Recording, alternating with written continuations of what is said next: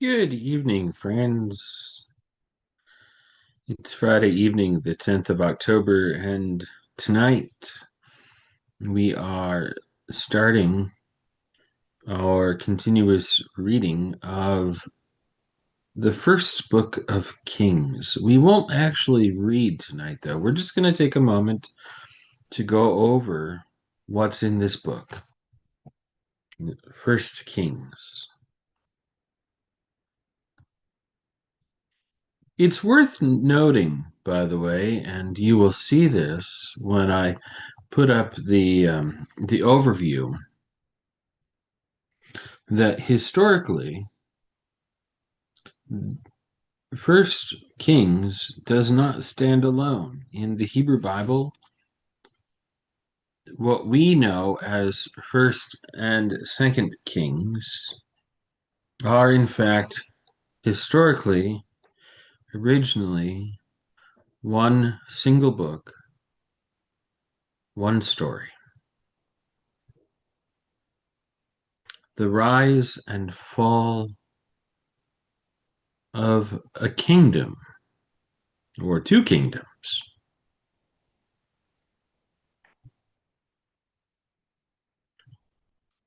And so, what you will see in a moment when I share it is actually an overview of the wider ancient historic unified work that we know as First and Second Kings.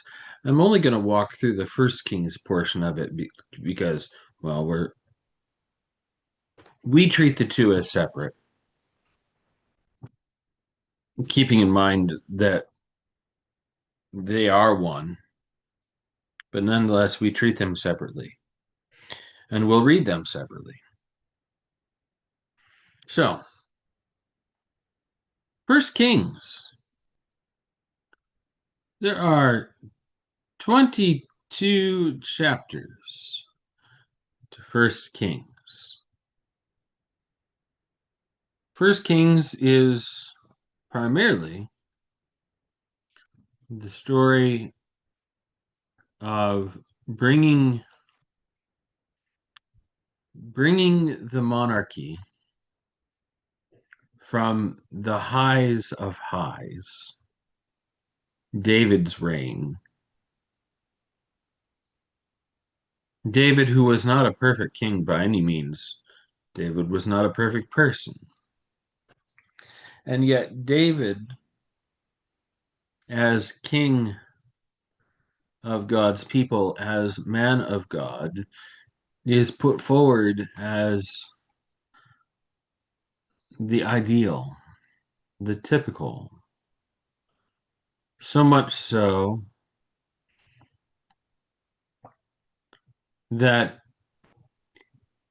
in the wake of the downfall, the prophets speak the days after the kingdom has fallen of the time when God will raise up a new David, a new branch of Jesse, a new Davidic king who will be like his father David. As Christians, we say, well, that's Jesus. Jesus, son of David, the Messiah.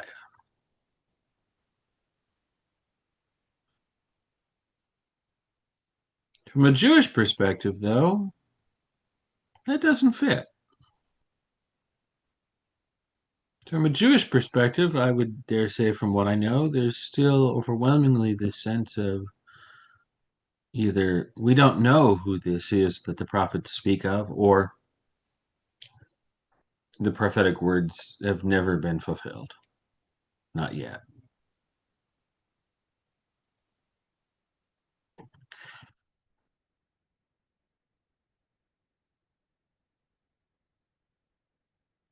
The books of the kings, interestingly enough, speak of a story greater than just kings.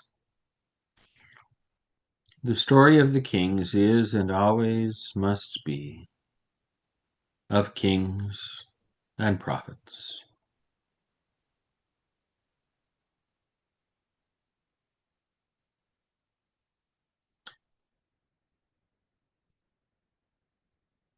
It's an interesting dynamic. Kings and prophets.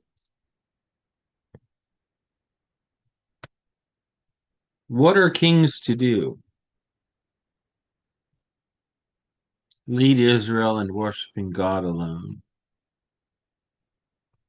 Rid Israel of idolatry. Lead faithfully in bringing the people to be faithful to God in the covenant relationship between the people and God. The criteria for prophets. What's expected of the prophets? They speak on God's behalf. They speak God's truth. They are the covenant watchdogs, the ones who make sure that the king and the people are following the covenant and being faithful. The prophets are the ones who call out idolatry and injustice. The prophets are the ones who call for repentance and transformation.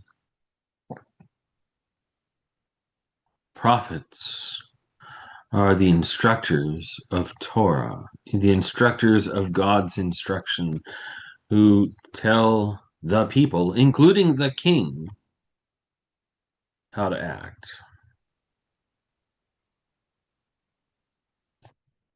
Can you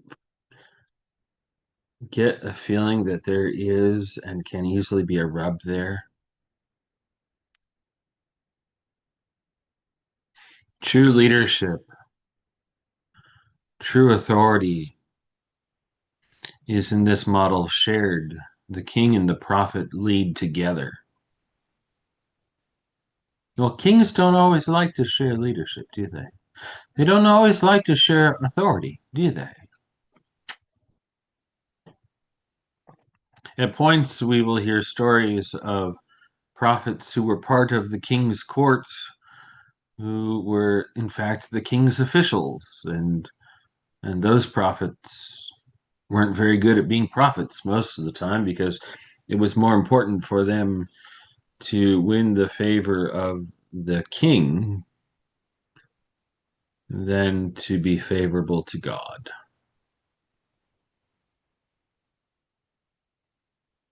And there are stories of prophets who were outside of the court who had no problem whatsoever calling the king and the kingdom to account.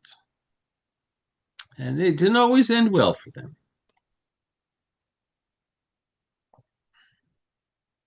It's rare when the king and the prophet are on the same page. And being on the same page means that they can function well.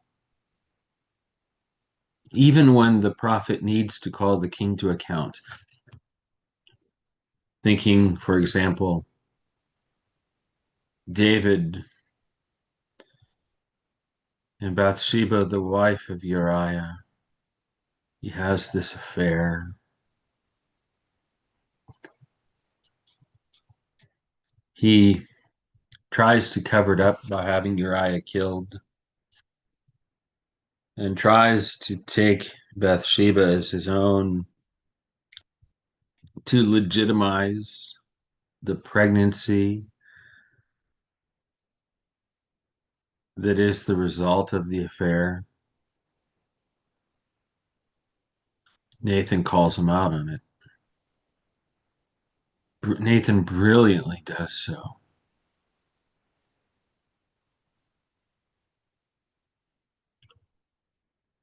And called out, David repents.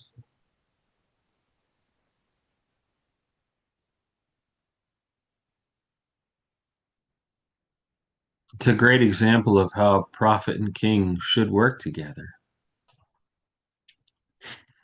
Did it ever work beyond them? Seemingly no. Imagine that. By the way, interesting thing to note here, the criteria for the kings, the northern kingdom, Israel, 20 kings, all of them failed the criteria. All of them. 20 kings in the southern kingdom in Judah. 8 of them were successful. 12 failed. And the grand irony is, as we will find when we read, the whole reason why the kingdom split into 2 kingdoms, the north and the south, was because of Solomon's latter years' infidelity to God. And so the northern kingdom was established by God in response to the unfaithfulness of the elder Solomon.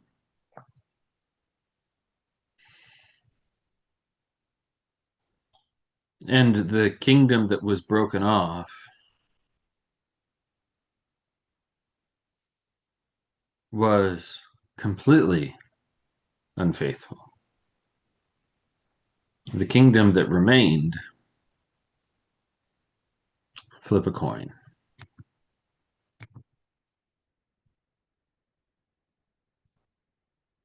Ironic. Quite ironic.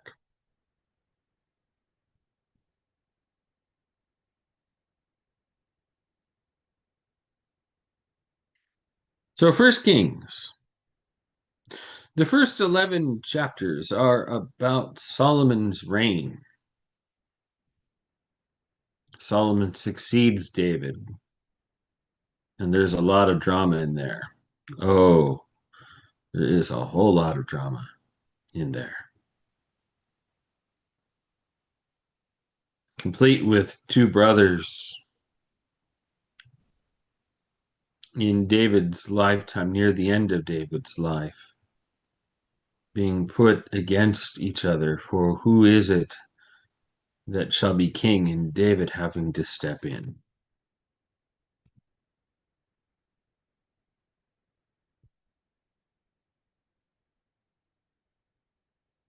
Chapters 3 and 4 centers on that great vision in the night where God gives Solomon the ability to ask for whatever his heart desires, and he chooses wisdom. Actually, technically, it's discernment. Wisdom, discernment,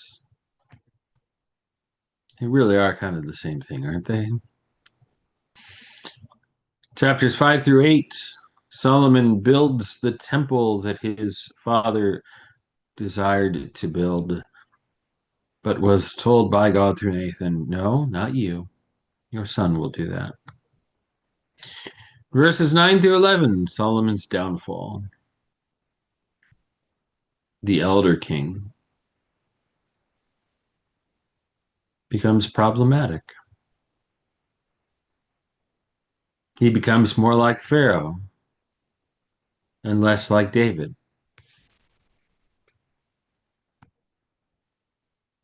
Chapters 12 through 16, the kingdom is split. Mentioned that briefly. The northern kingdom, Israel, the southern kingdom, Judah. Judah and Benjamin are the 2 tribes in the south. The other 10 all go to Israel, the northern kingdom, centered out of Samaria.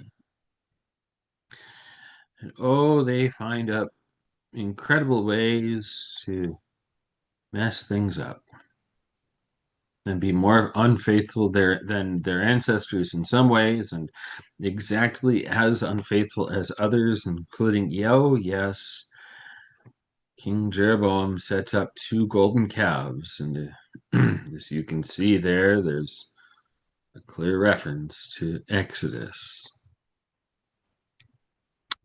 And then chapter 17, and this is one of those areas here where it's clear that we're dealing with united work here. Beginning in 1 Kings chapter 17, that's where we see this relationship of the kings of Israel. and the interactions with the prophets, two specific prophets. Chapters 17 through 22, the final chapters of First Kings, focus on Israel's kings in relation to the great prophet Elijah. When we get into Second Kings starts with that portion. For the first two chapters, the kings of Israel and the prophet Elijah, and then it will transfer to Elisha, the successor to Elijah.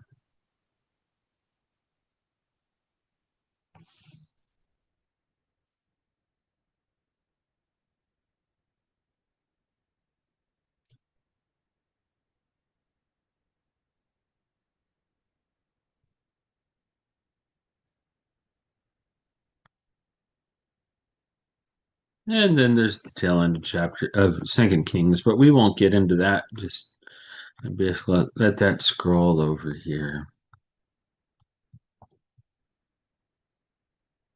So yeah, that's what we'll be reading. We're not going to read any tonight. We just take some time tonight to focus on this. In the morning, we'll jump in and start reading.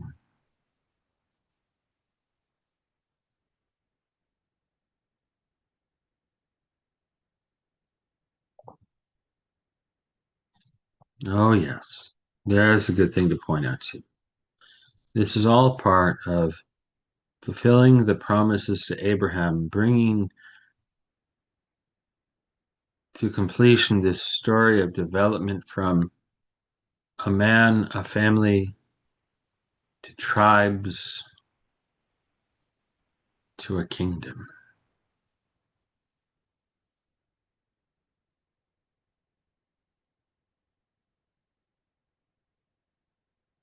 So, friends, there's our introduction to First Kings, and we'll start reading in the morning.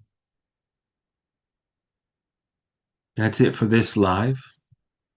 There will be another one in a few moments, and we'll pray evening prayers together, Vespers, on the next live. See you in a few moments.